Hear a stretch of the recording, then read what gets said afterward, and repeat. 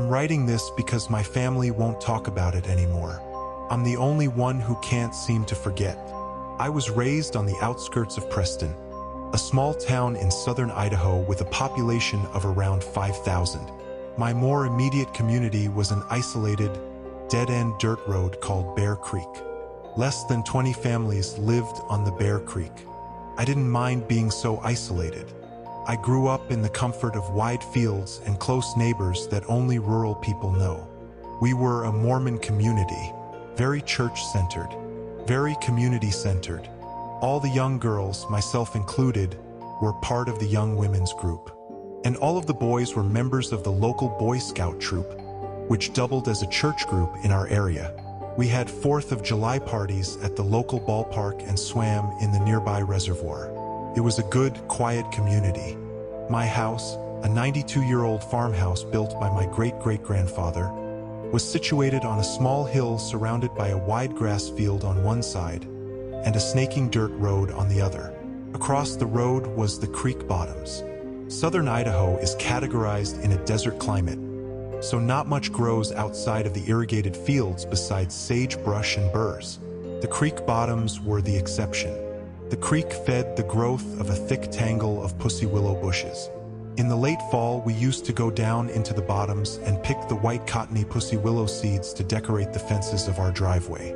Being so isolated, it wasn't uncommon for animals to come down from the mountains. We had a female moose who brought her calf down and lived in our orchard every winter. And the occasional lion wasn't unheard of either. The summer when I turned 8, I remember because it was the same year as my baptism. A smaller mountain lion was spotted several times in our area. We weren't worried. The big cats stayed away from the farms and usually moved on when the area didn't yield enough food. The same summer, my neighbor Payton was working on his Eagle Scout project. He loved National Geographic and thought it would be pretty cool to try putting together a National Geographic submission on our little creek bottoms. The young lion that happened to be in our area at the same time made him especially excited. He decided he wanted to try and get pictures of the lion and emailed the National Geographic team for advice. They recommended setting up an automatic camera that takes shots every couple of seconds in an area the lion was known to visit. They also recommended setting some kind of bait so the lion was more likely to come by. No one in the creek liked the idea of live bait or carrion, so we came up with a different kind of bait. We decided to set up an audio recording of a dying rabbit and play it on a loop through a set of speakers hidden in the willows. I remember when everyone was down in the bottoms testing the speakers, and I heard the noise for the first time. The sound of a dying rabbit is horrible. It's been described as being almost identical to the sound of a screaming child. If you've never heard it yourself, there's plenty of recordings available online. It's worth a listen. The camera was set up. The speakers were set up. Everything was perfect. Payton explained that he would allow the camera and recording to play uninterrupted for a week, and then he would go check on it. This would give time for our scent to fade from the bottoms and encourage the lion to come closer. At first, I was worried about the noise. It was a truly horrible noise, and our house was the closest to the setup point in the bottoms. My father assured me that the noise wouldn't reach as far as our house, and I was relieved when we arrived home that night and he was correct. The bottoms were far enough away that I couldn't hear anything. I remember Payton the next day at church. He was fidgety and excited to check on the equipment, but he had to wait a week, which everybody kept reminding him. He couldn't risk going down too early and scaring the lion away for good. That night, I woke up to an awful noise. I sat ramrod straight in my bed with my eyes wide in the dark. Hands clutched so hard my palms bore the indent of my fingernails for hours after. I knew that noise. It was the recording of the rabbit. It sounded faint and far off, like it really could have been coming from the bottoms. But that was impossible, because the recording had been going all night the previous day and I hadn't heard a thing. I didn't sleep that night. I was too scared to get out of bed and wake my parents. The recording played over and over again. I had the loop memorized. In the morning, I stumbled into the kitchen for breakfast. My mom and dad were sitting at the kitchen table. They too had dark rings under their eyes. I hadn't been the only one who'd heard it. Mom was convinced that the equipment must have been broken. She wanted to go down into the bottoms to check it out. Dad refused. He was a kind, gentle man and didn't want to stir up any unnecessary drama. He was sure there had been a strong wind last night, and the wind was carrying the noise farther than its natural reach. He told us to listen. We did. He was right, we couldn't hear it now. We forgot about it and went about our daily goings. The next night, it happened again. I stayed up in bed with my back to the wall. The screaming was even louder than before, but this time something was different. It was lower pitched than I remember, and parts of the loop were slowed down, as if the recording were warped in places. At times the loop did not loop naturally, and instead picked up at a random place in the middle. My mom didn't mention anything at the breakfast table, but both her and my dad seemed tense. The third night, I mustered the courage to stand beside my bedroom window and look out into the yard. For a moment I stood, rooted to the spot, my hands shaking no matter how hard I clenched them. The noise sidled in through the cracks in the window. I watched the outline of the trees in the yard, perfectly still. Not even the slightest breeze stirred their branches. My mom announced that she would be going to visit her sisters in town the next day, and would probably spend the night there. She invited me to come along, but I was a daddy's girl at heart and chose to stay at the farm. I took Mom's place beside Dad in their bed that night, but even that didn't help. I don't think my dad was asleep either, for he was unnaturally still the whole night. We began to hear the noise during the day too. I was drawing with chalk on the sidewalk when it happened. My shoulders tensed and the hairs on the back of my neck prickled. There was only one scream, a short, high-pitched one, and then the recording fell silent. It happened again several times throughout the day, but never the whole loop, just clips from it.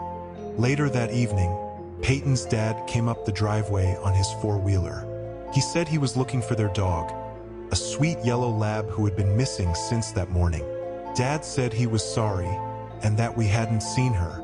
I stared at him, silently begging him to mention the recording. But he didn't. He was a quiet man after all. He didn't want to bring up any unnecessary drama. Mom stayed away the whole week. Dad and I didn't sleep. By Saturday, the screaming could be heard constantly, though it seemed to have deviated from the familiar loop entirely. I didn't recognize any of it. Sometimes the screams were thin and long, other times they were hardly more than growls. Once, while my dad had been heating up meatloaf for lunch, the noise rose into such a rancorous din that he dropped the plate and it shattered.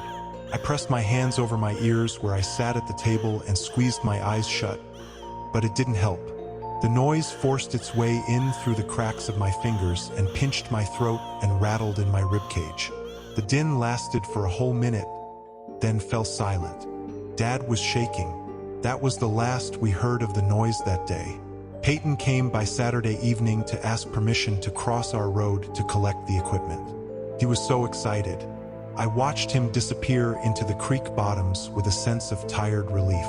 After the equipment was gone, it would all stop. I couldn't wait to get a full night's sleep. Not a minute later, I spotted Payton coming back up from the creek. I was confused. It had taken us much longer to set up the camera and speakers, so I'd only assumed it would take just as long to collect them. My breath stilled when Payton came closer. He didn't look right. His eyes were wide and his face pale. Something wet dribbled from his chin and onto his shirt. I later realized it was vomit. My dad caught him before he fell and demanded to know what had happened. Payton couldn't speak. He just cried. We called his dad. I looked after Payton as both my dad and his dad went into the bottoms. They were gone a long time. When they returned, their faces were grim, and they smelled funny. I noticed red on my dad's hands. I asked what was wrong, but they brushed right past me and immediately called the police. Nobody would tell me what had happened. I sat on the couch as a blur of neighbors and police officers swirled around me. At one point, an officer placed something on the kitchen table and left. I looked into the kitchen curiously. It was the camera from the bottoms. I wish I hadn't looked. The camera was a little banged up. Tiny scratches and dents covered the plastic casing. When I lifted it, my hands stuck to the plastic. Something tacky and odorous covered the screen, but it turned on fine.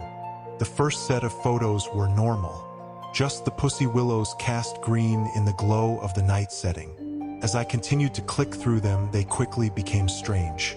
At one point, the camera angle changed, as if the camera had been knocked from its post. Grass now obscured most of the frame. Flecks of red appeared on the lens and remained for the rest of the sets. One photo made me pause. There was a figure in this one, or half of a figure, as most of the upper torso hadn't made it into the frame. I thought it could be human, but it didn't look like it should be standing upright. Its legs were twisted, like an animal, and it seemed to be having difficulty supporting itself in an upright position. Beside the legs, a long, thin arm hung. Whatever it was must have been stooped over, for its fingertips hung below its crooked knees. The next set was different. It was as if the camera had been picked up and was now being held. The first photo was of the bottoms at night. The next startled me. I had to look closely before deciding what it was. A rabbit had been laid in the bushes, but its ears and most of its scalp had been peeled away. The next was of the same rabbit, but a thin, dark hand was holding it up against the sky. Its limp body hung like something from a nightmare. The next set was different. It was as if the camera had been picked up and was now being held. The first photo was of the bottoms at night. The next startled me. I had to look closely before deciding what it was. A rabbit had been laid in the bushes, but its ears and most of its scalp had been peeled away. The next was of the same rabbit, but a thin, dark hand was holding it up against the sky. Its limp body hung like something from a nightmare. In the following photos, more rabbits joined the one, each with their ears and scalp removed. Then a cat, then more cats, then a dog, the yellow lab, then the lion. The following photo was of 7 rabbits, 3 cats, 1 dog, and the lion, all laid out in a row facing the same way.